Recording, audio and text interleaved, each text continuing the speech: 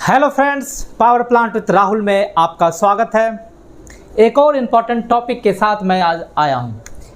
इस वीडियो में हम लोग पढ़ेंगे how to handle fire hazard inside air preheater in thermal power plant. अगर एपीएच के अंदर आपका फायर अगर हजार्ड हो जाता है, अगर आग लग जाता है, तो उसको किस टाइप से आपको हैंडल करना है, क्या करना है, उसके बारे में हम लोग पढ़ेंगे। Possible reason for fire hazard inside APH. APH में जो फायर हजार्ड होता है उसका क्या पॉसिबल रीजन से, किस किस रीजन से एपीएच में फायर हजार्ड हो सकता है, उसका इंडिकेशन क्या है, इंडिकेशन ऑफ एपीएच फायर। अगर एपीएच में अगर फायर लग जाती है तो उसका क्या इंडिकेशन है, कैसे पता चलेगा कि एपीएच में आपका फायर लग गया है। एंड लास्ट में एक्शन टू बी टेकन। अगर एपीएच में आपका फायर लग जाता है तो आपको क्या क्या एक्शन लेना है, तो सारा डिटेल हम लोग इस वीडियो में पढ़ेंगे। क्योंकि ये वीडियो जो है काफ़ी इंपॉर्टेंट वीडियो है, कारण कि आपका एपीएच में स्पेशली समर सीजन में जहाँ पे टेम्परेचर आपका बहुत ज़्यादा हाई हो जाता है, तो एपीएच में फायर लगने का चांस रहता है। तो ये वीडियो उसी के लिए है कि आपका अगर फायर लग जाता है तो आपको कैसे हैंडल करना है, उसका क्या क्या पॉसिबल रीजन्स है, उसका इंडिकेशंस क्या है और हमको एक्शन क्या लेना है। तो आइए हम लोग स्टार्ट करते हैं इस वीडियो को। तो देखिए friend, possible reason of fire hazards inside APH. APH के अंदर फायर हजार्ड होने का क्या क्या पॉसिबल रीजन्स हो सकता है, उसको हम लोग देखते हैं। फर्स्ट जो इंपॉर्टेंट रीजन है, stoppage of APH rotor when unit is in running condition. अगर आपका यूनिट रनिंग कंडीशन में है और आपने एपीएच को रोटर को स्टॉप कर दिया है, मतलब एपीएच का रोटेशन स्टॉप हो गया है, तो आपको वहाँ पे फायर हजार्ड हो सकता है। रनिंग कंडीशन में एपीएच को कभी स्टॉप करना ही नहीं है, कारण कि आप देखिएगा जब आपका रनिंग कंडीशन में आप हॉट इन टेम्परेचर और कोल्ड इन टेम्परेचर पे ज़रा आप ऑब्जर्वेशन कीजिएगा, तो फुल लोड मीन्स 500 मेगावाट के केस में आपका हॉट इंड का टेम्परेचर अप्रॉक्सीमेट 250 डिग्री सी के आसपास रहता है और कोल्ड इंड का टेम्परेचर 120 से 130 डिग्री सी के आसपास वेरी करता है। मीन्स हॉट इंड का टेम्परेचर 250, कोल्ड इंड का टेम्परेचर 120। ये कब होगा? जब आपका रोटेशन करता है। अचानक मान लीजिए कि आपका एपीएच का रोटर स्टॉप हो गया, तो हॉट इंड का टेम्परेचर आपका बढ़ना शुरू हो जाएगा। क्यों बढ़ना शुरू होगा? कारण कि आपका जो फ्लू गैस आ रहा है जिस इंड में, तो वहाँ पे मैट्रिक्स है, मैट्रिक्स हीट को क्या कर रहा है, एब्जॉर्ब कर रहा है। और ये जब आपका रोटेशन नहीं होगा तो हीट ट्रांसफर तो कर नहीं पाएगा कोल्ड एयर को, तो उसका टेम्परेचर बढ़ना शुरू हो जाएगा। और मैट्रिक्स का भी अपना सेल्फ इग्निशन टेम्परेचर होता है, अप्रॉक्सीमेट आपका 350 से 400 डिग्री सी के आसपास। उसमें एक अलार्म भी है और आपका उसमें फायर इग्निशन हो सकता है। तो आपको एपीएच को स्टॉप नहीं करना है। सेकेंड है insufficient scavenging during boiler light-up. Boiler light-up आप जब करते हैं तो एपीएच का स्कैवेंजिंग आपको टाइम टू टाइम करते रहना है। क्यों? क्योंकि आप लाइटअप करते हैं ऑयल से, ऑयल का एटमाइजेशन के लिए आप एयर देते हैं, उसके बाद उसको कंबसन करने के लिए आपके पास सेकेंडरी एयर रहता है। तो क्या होता है कि जो अनबर्न ऑयल होता है वो फ्लू गैस के साथ आपका एपीएच के रोटर में आता है और उसमें जो बास्केट है, जो आपका मैट्रिक्स, जो हीट ट्रांसफ़र एलिमेंट है, उसमें आपका ट्रैप हो जाता है। तो उसको हटाने के लिए हम लोग क्या करते हैं, टाइम टू टाइम स्कैवेंजिंग करते हैं।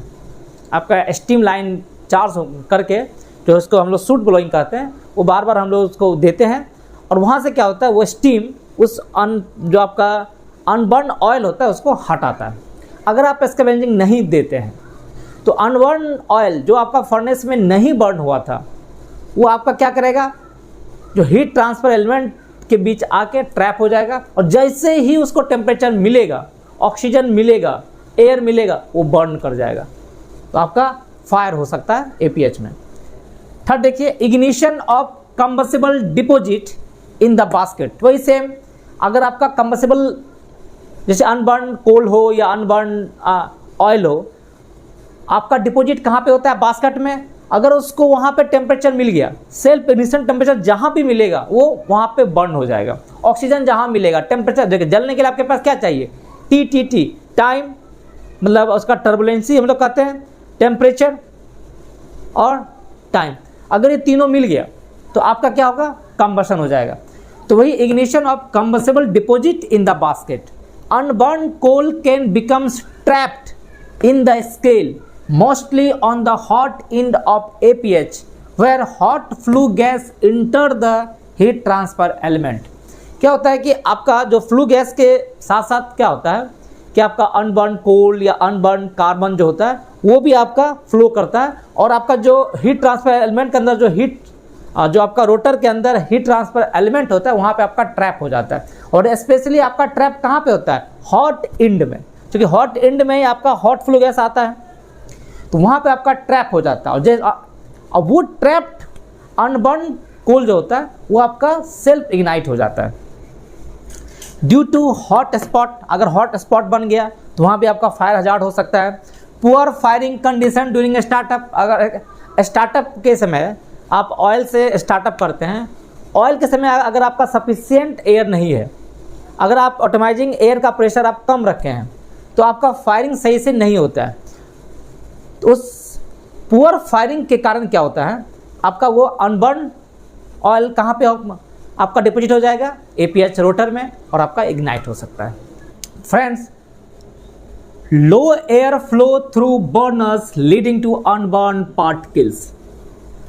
देखिए, आप जो कोल यूज़ करते हैं उसको जलाने के लिए क्या होता है, आपके पास सेकेंडरी एयर होता है। अगर आप सेकेंडरी एयर सफिशिएंट अमाउंट में आप नहीं भेजिएगा, उस कोल को जलाने के लिए क्या चाहिए, ऑक्सीजन चाहिए। आप ऑक्सीजन सफिशिएंट क्वांटिटी में अगर नहीं भेजिएगा तो कंबशन ही नहीं होगा, आपका अनबर्न कार्बन बढ़ता चला जाएगा। तो इसलिए आपका लो एयर फ्लो भी एक रीजन होता है। Improper air distribution between the primary and the secondary air. देखिए, SADC बड़ा इंपॉर्टेंट काम होता है SADC का। Secondary air damper control play very very important role in the combustion phenomenon.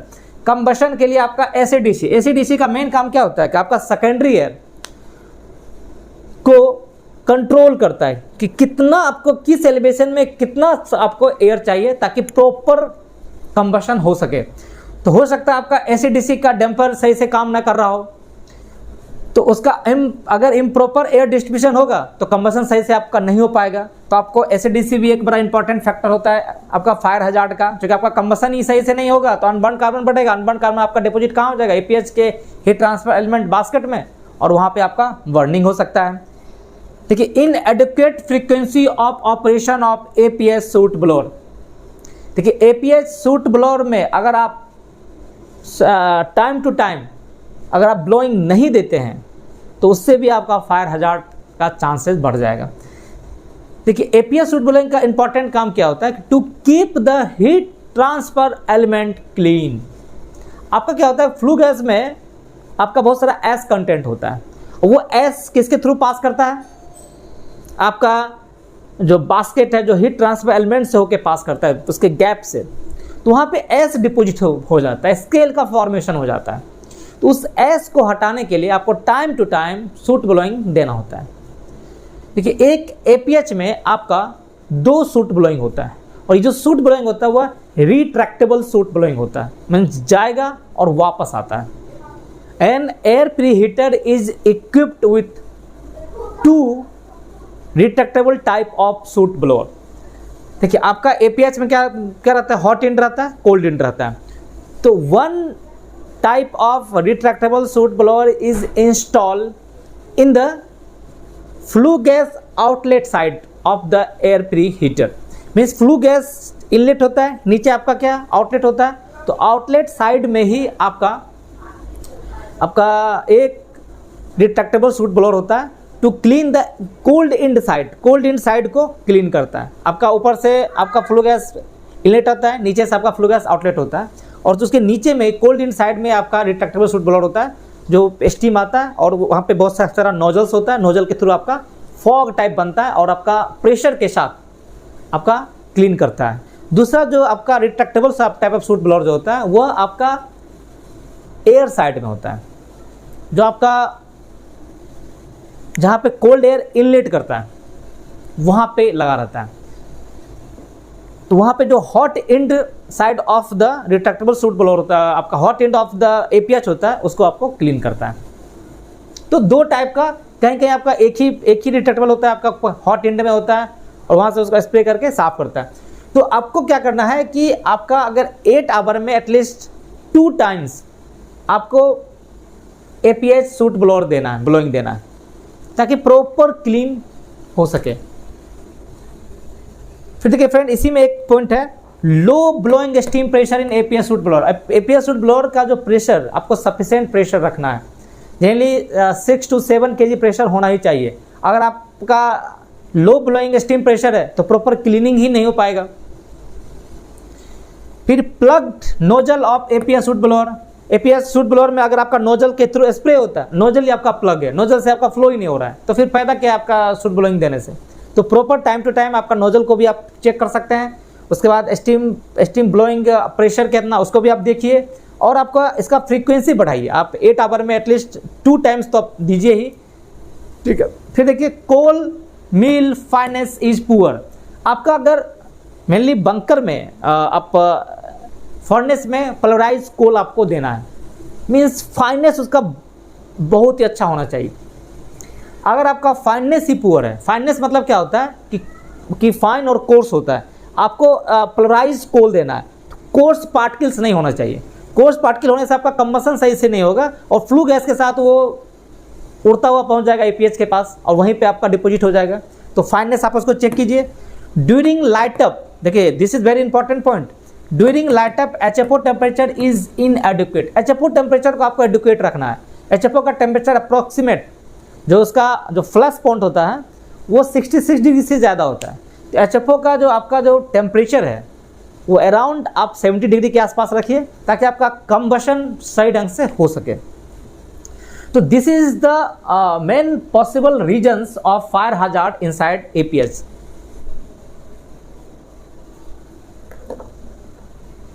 Friends, indication of APH fire. APH में अगर fire लग जाती है तो आपको कैसे पता चलेगा कि APH में फायर लग गया, उसका क्या क्या इंडिकेशन आपका आएगा। देखिए, फर्स्ट है एबनॉर्मल और sudden rise in flue gas and air outlet temperature of APH। अब देखिएगा, अगर फायर लगता है तो आपका सडन राइज या एबनॉर्मल राइज होगा flue gas and air outlet temperature of APH में। नॉर्मल कंडीशन में आप देखिएगा फ्रेंड्स कि आपका फ्लू गैस का जो इनलेट टेम्परेचर है, जो इनलेट है आपका 350 के आसपास रहेगा और आउटलेट 140 डिग्री सी के आसपास रहता है। वही आप सेकेंडरी एयर का देखिएगा तो इनलेट 35 से 40 डिग्री रहता है, लेकिन आउटलेट 260 से 270 डिग्री आपका रहेगा अप्रोक्सीमेट। ये आपका नॉर्मल कंडीशन है।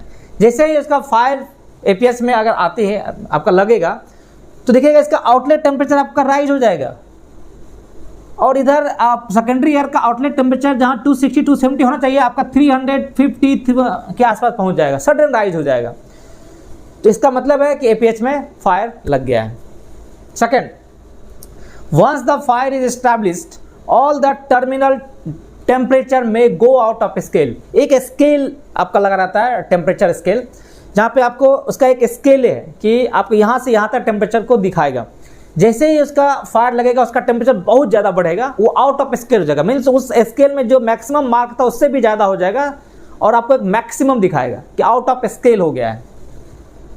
फिर स्टॉपेज और जामिंग ऑफ APH का जामिंग हो सकता है, और hunting in the amperage means APH का नॉर्मल कंडीशन में जो एम्पियर होता है वो 13 से 14 एम्पियर लेता है। जैसे आपका फायर होगा तो आपका एम्पियर में हंटिंग शुरू हो जाएगा, आपका एम्पियर बढ़ना शुरू हो जाएगा, ठीक है। एंड आपका an alarm indicating APH gas outlet और एयर आउटलेट टेम्परेचर हाई। आपको एक अलार्म भी आ जाएगा कि APH का गैस आउटलेट टेम्परेचर हाई हो गया है। जैसे 150 डिग्री से जैसे ही ज़्यादा आएगा आपको दिखा देगा कि APH gas outlet temperature high या एयर आउटलेट टेम्परेचर हाई का आपको एक अलार्म आ जाएगा। तो इस टाइप से हम लोग को एक इंडिकेशन मिलता है कि हाँ APH में अगर फायर आता है तो आपको क्या क्या इंडिकेशन आता है। फ्रेंड्स, अगर आपका APH में फायर लग जाती है तो आपको क्या क्या एक्शन लेना है, एक्शन टू बी टेकन।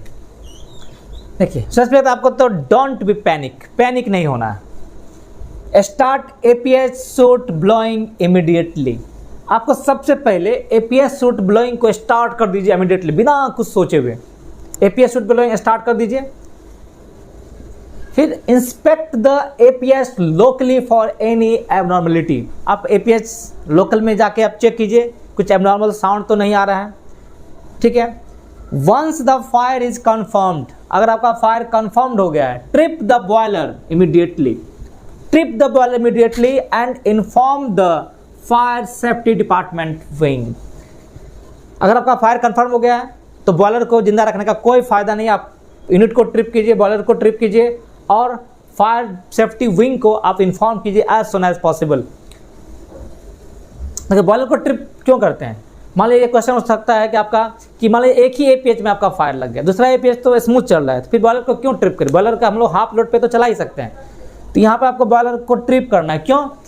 क्योंकि एपीएच का जो डक्ट है, जो आपका एपीएच ए या बी में जो जा रहा है इनलेट डक्ट, एक तो कॉमन डक्ट है वो। अगर एक डक्ट में आपका अगर इन्फ्लुएंस होता है फायर से, तो उसका इम्पैक्ट तो दूसरा डक्ट में भी पड़ेगा। मान लीजिए कि आपका 2 एपीएच है, लेकिन आपका फ्लू गैस का पाथ तो इस टाइप का है। अगर मान लीजिए इस एपीएच में आपका फायर लग गया, तो इसका इम्पैक्ट तो आपको इधर भी तो पड़ेगा, इसका भी तो आपका टेम्परेचर भागना शुरू हो जाएगा। इसलिए क्या होता है, सेफ्टी रीजन के लिए आपका क्या होता है कि बॉयलर को आप ट्रिप कर दीजिए और inform the fire safety wings. ठीक है, stop ID fan and FD fan immediately. ID fan FD fan को इमीडिएटली स्टॉप करना। हम आईडी फैन चला के क्यों करना चाहिए, आपका फायर आपका डक्ट होते हुए ईएसपी होते हुए आईडी फैन के पास भी तो जा सकता है, तो आईडी फैन को स्टॉप कीजिए, एफडी फैन को तुरंत स्टॉप कीजिए and confirm that PA fan have tripped और not with the tripping of boiler. देखिए बॉयलर का ट्रिपिंग होने से आपका पीए फैन तो ट्रिप हो ही जाता है, उसको एक बार इंश्योर कर लेना आपका पीए फैन ट्रिप हुआ है कि नहीं। अगर ट्रिप नहीं हुआ तो उसको ट्रिप करा देना है। मीन्स किसी भी टाइप का फैन आपका रनिंग कंडीशन में नहीं होना चाहिए। आईडी एफडी पीए सारा फैन को आप ट्रिप कर दीजिए। Isolate all the dampers of air side and the flue gas side. जितना भी डैम्पर आपका एयर साइड का है, आपका फ्लू गैस साइड का सारा डैम्पर को आप क्लोज कीजिए, ताकि आपका फायर फर्दर दूसरे पार्ट में ना पहुंच सके। तो तुरंत आप क्या कीजिए, एयर साइड डैम्पर को क्लोज कीजिए, इनलेट आउटलेट आपका जो सेकेंडरी एयर डैम्पर है, प्राइमरी एयर डैम्पर है, सारा डैम्पर को आप क्लोज कर दीजिए फटाक से, ताकि आपका फायर जो है एक कन्फाइंड जोन तक ही रहे, फर्दर वो एक्सपेंड ना हो। ठीक है, APS should run on air motor or main motor or air motor as per availability to avoid buckling of APH rotor। तो APH को आपको स्टॉप नहीं करना है, APH को रनिंग कंडीशन में रखिए, चाहे वो आप मेन मोटर में रखिए या एयर मोटर में रखिए, जो भी आपके पास अवेलेबल हो। क्यों रखते हैं चला के, तो avoid buckling of APH rotor. APH rotor buckle ना कर जाए। क्या होता है बकलिंग का रीजन, आपका एक साइड हाई टेम्परेचर, दूसरे side low temperature, thermal expansion के कारण आपका बकलिंग, रोटर बकल हो जाता है, डिस्टॉर्टेड हो जाएगा, फिर आपको पूरा रोटर ही हटाना पड़ जाएगा। तो उसके लिए क्या होता है कि आपको एयर मोटर को रन कीजिए, ताकि आपका प्रॉपर हीट ट्रांसफर हो सके, आपका हॉट स्पॉट नहीं बन सके। तो उसके लिए हम लोग करते हैं फ्रेंड। उसके बाद open fire water and APH washing valve for extinguishing the fire. Fire को एक्सटिंग्विश करने के लिए आप फायर वाटर और APH वॉशिंग वाल्व को आप ओपन कर दीजिए, क्योंकि आपका APH वॉशिंग का भी प्रोविजन रहता है एंड फायर फाइटिंग का भी आपका प्रोविजन रहता है। तो उस वाल्व को आप ओपन कर दीजिए और continue the spray water until the rotor is completely cooled. जब तक रोटर आपका कम्प्लीटली कूल्ड ना हो जाए, तब तक आपको स्प्रे वाटर को कंटिन्यू रखना है। Water from duct must be drain to avoid collapse due to water load. अब चूंकि आपका कंटिन्यूस स्प्रे वाटर आ रहा है, तो अल्टीमेट आपका वाटर कहाँ पे जा रहा है, आपका फ्लू गैस डक्ट में जा रहा है, सेकेंडरी एयर डक्ट में जा रहा है, प्राइमरी एयर डक्ट में जा रहा है। तो सबका ड्रेन वाल्व आप खोल दीजिए, नहीं तो वाटर लोड के कारण आपका कोलैप्स हो सकता है, गिर सकता है उसका डक्ट। सूट ब्लोइंग ऑपरेशन में be suspended during fire fighting. Fire fighting जब आप चल रहा है तो सूट ब्लोइंग ऑपरेशन को आप सस्पेंड कर दीजिए। उसके बाद इंस्पेक्ट द अदर APH को भी आप इंस्पेक्ट कर सकते हैं, जिस APH में आपका फायर नहीं लगा है उसको आप चेक कीजिए। और उसके बाद APH का डोर खोल के आप पूरा चेक कर सकते हैं कि आपका क्या कंडीशन है APH का। और बॉयलर को फर्दर आप लाइट अप नहीं कीजिए जब तक आपका सूट ब्लोइंग ऑपरेशन में ना हो। तो सारा चीज़ आपको चेक करना है, एक्शन लेना है कि अगर आपका फायर अगर लग जाता है तो क्या क्या आपको एक्शन लेना है वो है।